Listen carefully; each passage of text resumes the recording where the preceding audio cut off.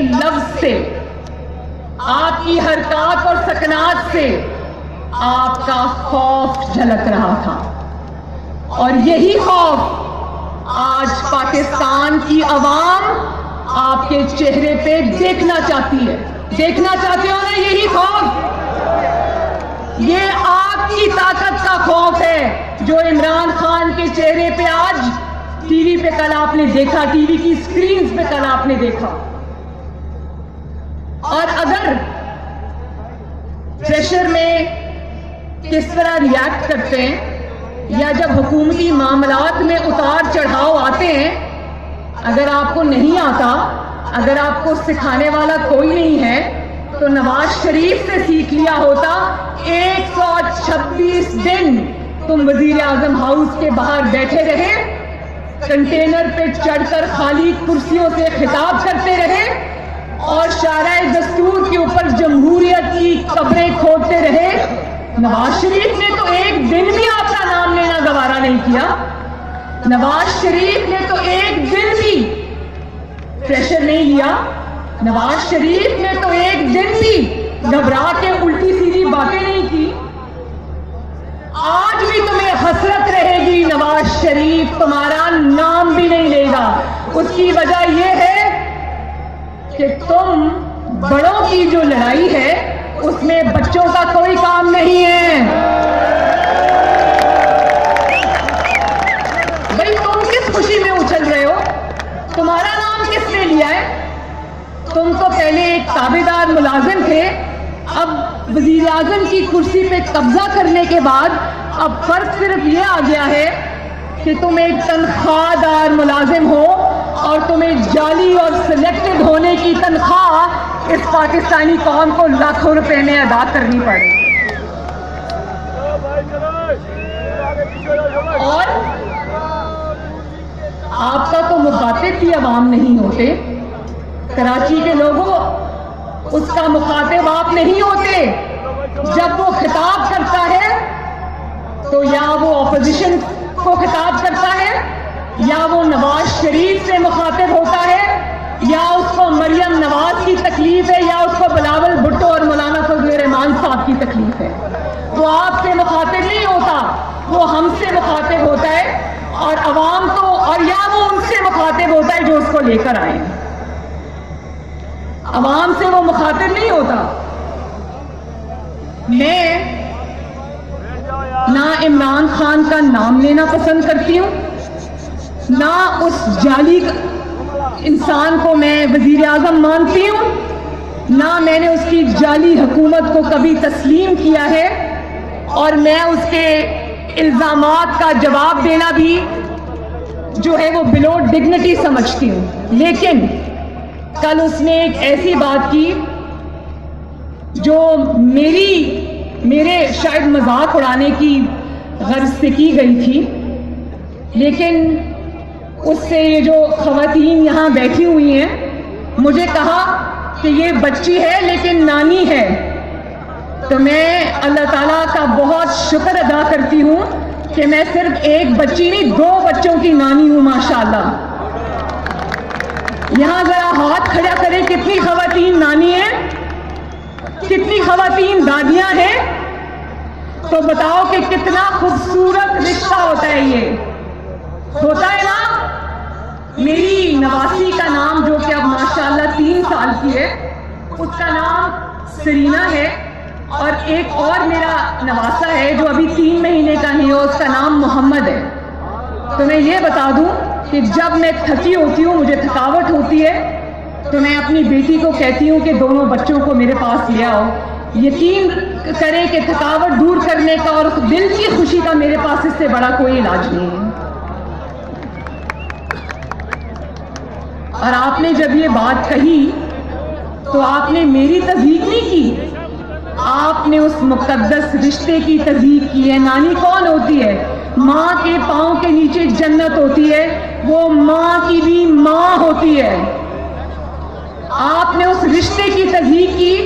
میں اگر اس پہ آپ کو نشانہ بنانا چاہوں تو میرے پاس ایسی باتیں ہیں کہ شاید میری زبان بھی زیب نہ دے وہ بات کرنے کی، میں نہیں کروں گی، اس کی وجہ یہ ہے کہ میں نواز شریف اور کلثوم نواز کی بیٹی ہوں.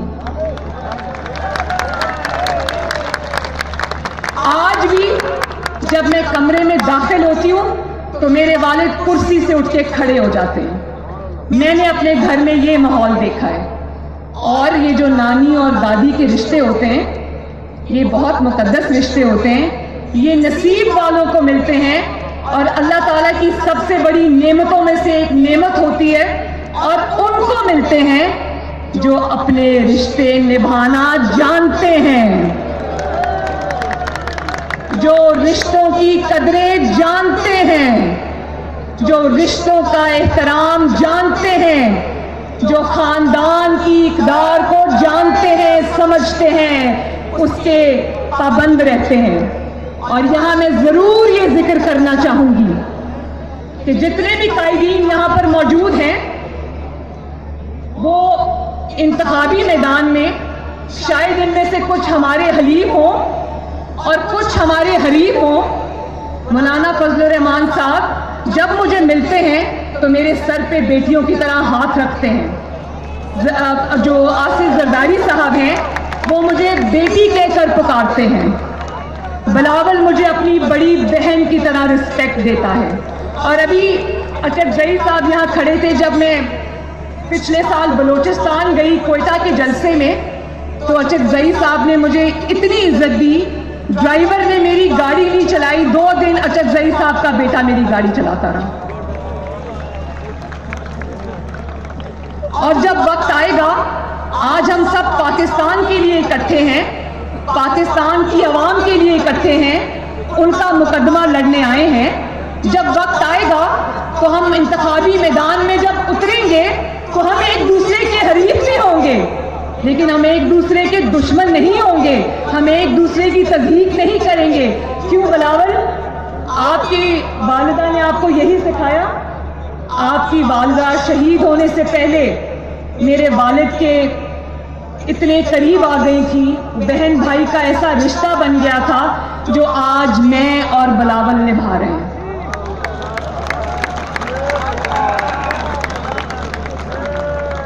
اور بلاول, آؤ مل کے آج یہ وعدہ کریں کہ ہم مخالفت میں کبھی اتنے آگے نہیں جائیں گے جو روایات آج عمران خان اور اس کی جماعت نے ڈال دی ہیں, اس کے جو 200 ترجمانوں کی فوج نے ٹی وی پہ ڈال دی ہیں. آپ وعدہ کرو کہ ہم انتخابی میدان میں لڑیں گے لیکن آپس میں نہیں لڑیں گے انشاءاللہ تعالی. عزت کریں گے ایک دوسرے کی. اور ایک تقریر سے, نواز شریف کی ایک گجرانوالہ کی تقریر سے, اے پی سی کی تقریر سے تم اتنا آپے سے باہر ہو گئے. وہ والی تقریر کراچی کے بھائیوں اور بہنوں یاد رکھنا, یہ وہ والی تقریر تھی جس کے نشر کرنے پر پابندی تھی. نواز شریف کی آواز ٹی وی پر نشر کرنے پر پابندی تھی.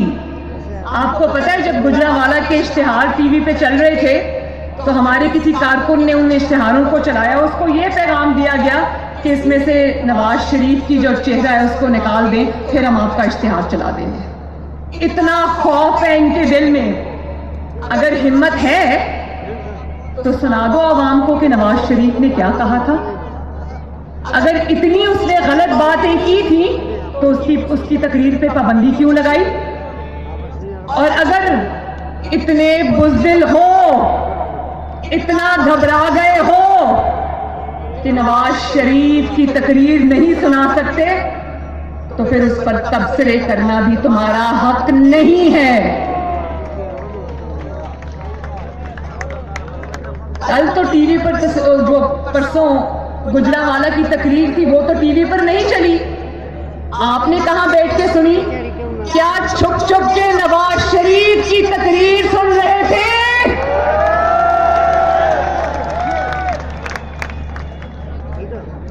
اور پھر کہتے کہتے رک گئے کل اپنی تقریر میں کہ نیب ہمارے ساتھ ہے, نیب میرے ساتھ ہے.